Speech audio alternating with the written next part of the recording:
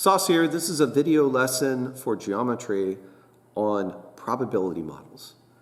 Probability models help us when calculating or finding probabilities of complicated situations as difficult. We make a model so that we can be thorough and then find our answers in our model.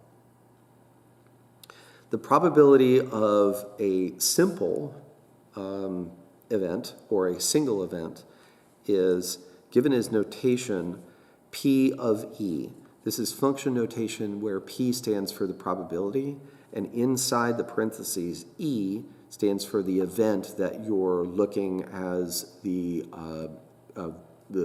outcome of victory or winning a game.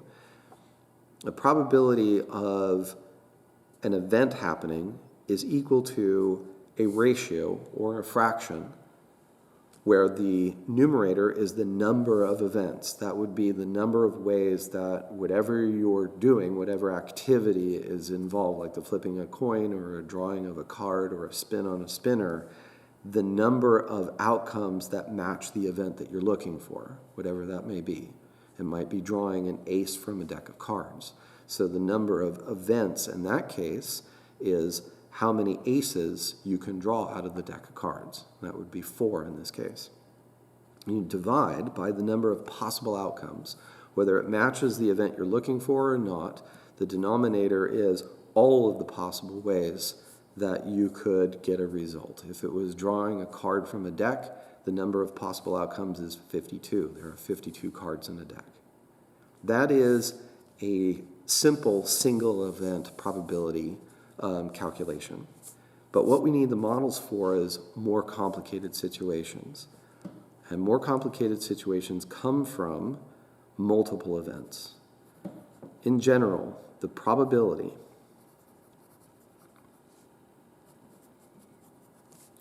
of multiple events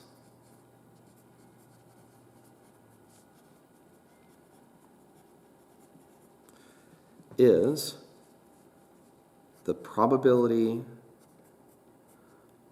of event 1 times the probability of event 2. What does that mean?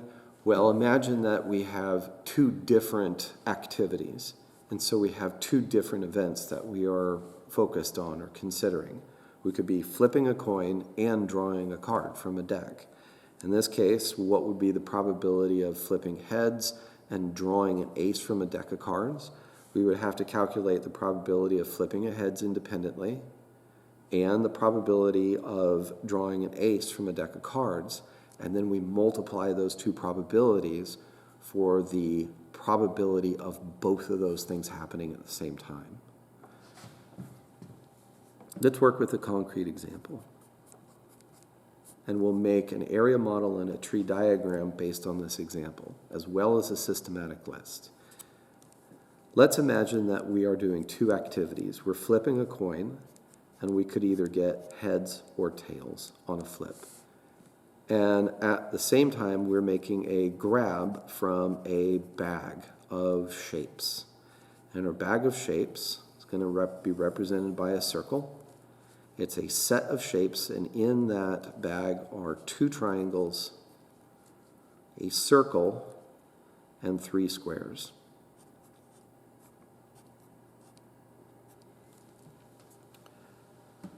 We could analyze the probability of all possible outcomes of this situation, the flipping of a coin and the grabbing of a shape. There are lots of different combinations and different probabilities for each of those combinations. We can make a systematic list of the possible outcomes. Making a list of the possible outcomes would start with imagining flipping the coin and getting a heads and drawing a shape from our bucket or our circle and getting a triangle. In our systematic list, we've just listed 1 possible combination of outcomes, H for heads, triangle for drawing a triangle. But this isn't the only way, of course, that we could get an outcome in this case. Now, the reason why we're going to list them all, but the reason why we call this a systematic list is because We want to be organized in how we create our list.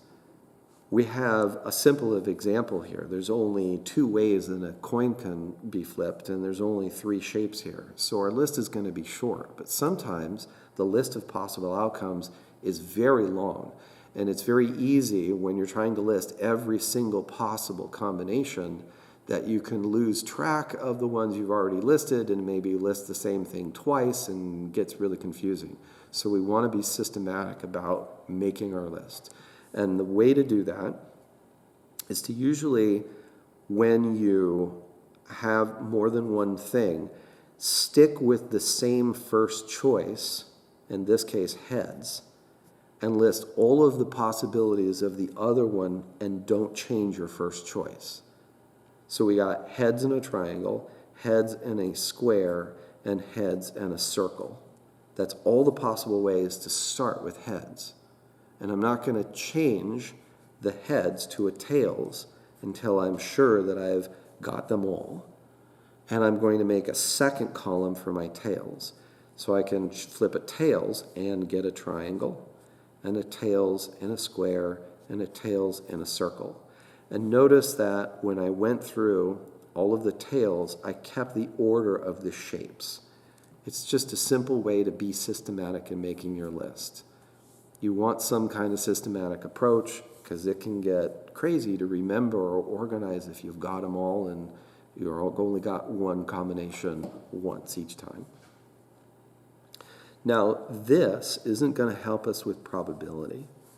We have 6 different possible combinations. But the problem with this is that they're not equally likely. So if we were to ask, what is the probability of flipping a heads and drawing a triangle, we could be led to think that it's going to be 1 out of 6, because there's only one way out of a total of 6 possible ways to get this, or to get any combination. Problem is that it's not, these combinations are not equally likely. Why? Because there are a different number of shapes of each shape in our grab bag of shapes. It's not, getting a circle is not the same probability as getting a square, which makes all of these combinations different probability. So let's make a note that a systematic list will not help if the outcomes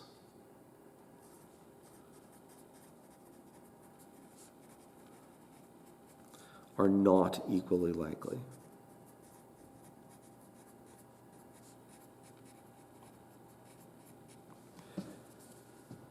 So our other 2 models can really help us in this situation. We're going to create an area model, which begins with a rectangle to represent an area.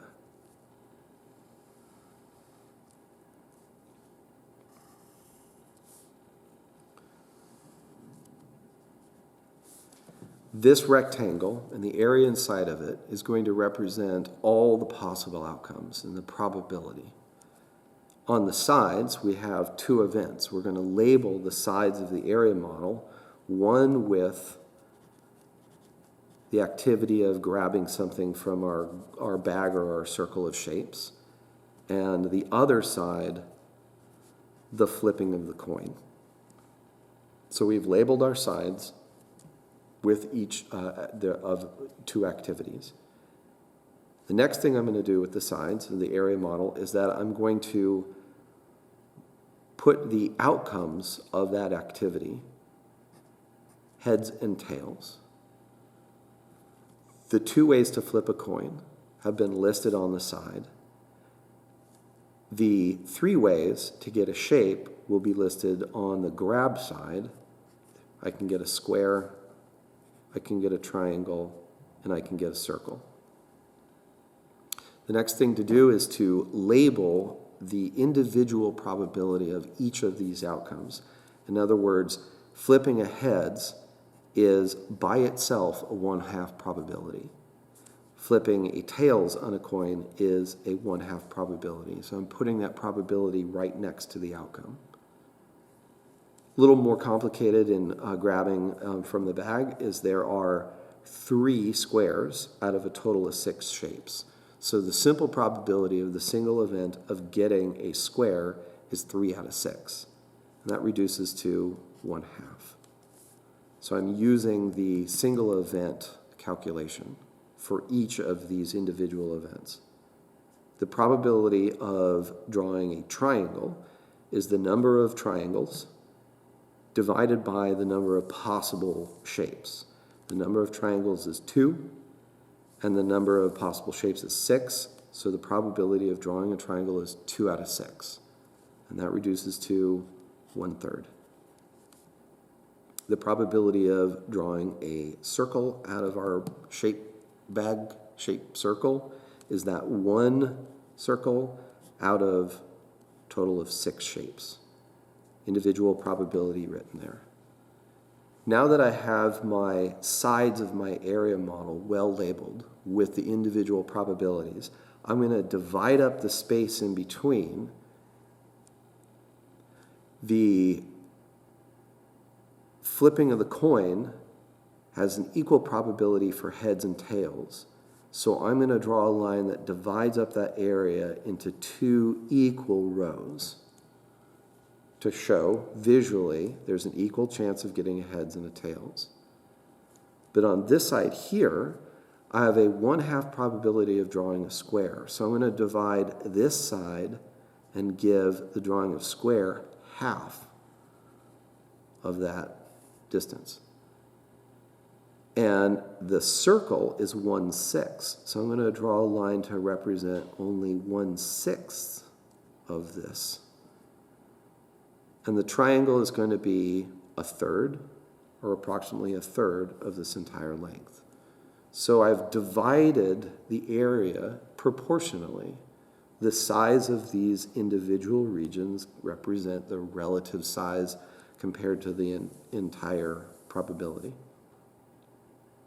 Now, in each of these cells in my area, I'm going to do a calculation. This here represents the outcome of flipping a heads and drawing a square. And so I'm going to, inside this box, record this region represents drawing a heads and getting a square. And the calculation, the probability of getting a heads and a square, is the product of their individual probabilities. Now we're using this here, the probability of multiple events. The probability of drawing flipping a heads is 1/2. And the probability of drawing or selecting a square is also 1/2. If I multiply those, 1/2 times 1/2 is 1/4. 1/4 is the probability of getting a heads and a square. Let's do that with flipping a heads and selecting a triangle. This cell here, this smaller area, represents the probability of getting a heads and a triangle. And the probability is calculated as the probability of flipping a heads 1/2 times the probability of selecting a triangle 1/3. 1/2 times 1/3 is 1/6. I can speed this process up. Getting a heads in a circle is 1/2 times 1/6, or 1/12. In this cell here, this is the outcome tails and a square, or 1/2 times 1/2, again, is 1/4. This is tails and triangle. 1/2 times 1/3 is 1/6. And this is tails and circle. 1/2 times 1/6 is 1/12. So I have now a model which lists, shows, organizes all possible outcomes. There are 6 possible outcomes that matches our systematic list. But the probabilities are different, and the probabilities of each outcome is in the model. And their size gives you an indication, a visual indication of which is more likely. So this is in a bigger cell. It has a higher probability. 1/4 is a higher probability than 1/12. There should be a 1 there. Now, the outcome of all of these together should equal 1. The area of the large rectangle is 1, represents 100%. 100% of the time, you're going to get one of these 6 outcomes.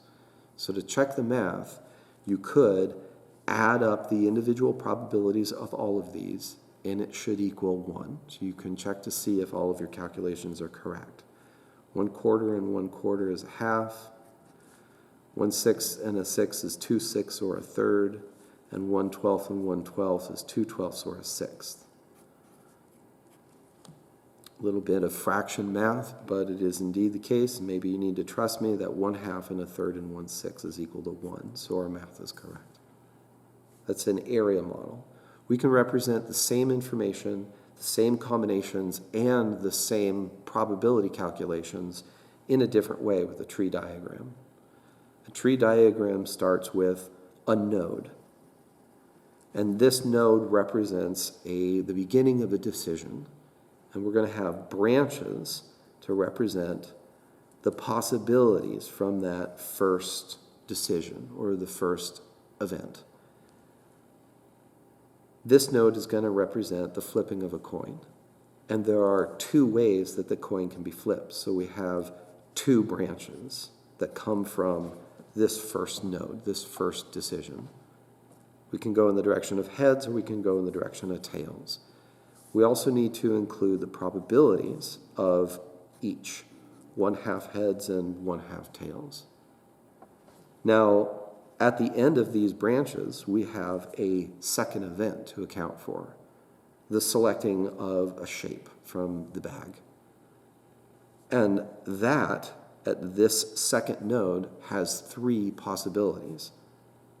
When we select a shape, we could get a triangle, a square, or a circle. So we have a branch for each. And we label those branches: triangle, square, circle. And the probability of each one of those. A triangle is a third, a square is a half, a circle is a sixth. Now, on this branch that started with the tails, when we get to this node, we're making the same decision. We're selecting a shape, and there are 3 ways to select that shape. It's just the same as the node above. We could get a triangle, a square, or a circle, and the probabilities of each: a third, a half, and a sixth. Now, at the end of these, we have our combined outcomes. We have paths in a tree diagram if we follow these branches. So if we start at the beginning and we follow this path, this is the heads and then a triangle path, which is a combination of getting a heads and a triangle. And then the probability of ending on this path is the product. We multiply the probabilities along the way on the branches. 1/2 times 1/3. A heads and a triangle is 1/6. If we followed this path, get a heads and then a square, this would be heads and square. We multiply the 1/2 and the 1/2 to get 1/4. This path is heads and circle. Heads and circle is 1/2 times 1/6 or 1/12. These paths here, similar calculation. This path would be tails and triangle. Again, 1/6. Tails and square, 1/4. Tails and circle, 1/12. We have the same information that we had in our systematic list and our area model. We've got 6 possible outcomes, the ends of these paths.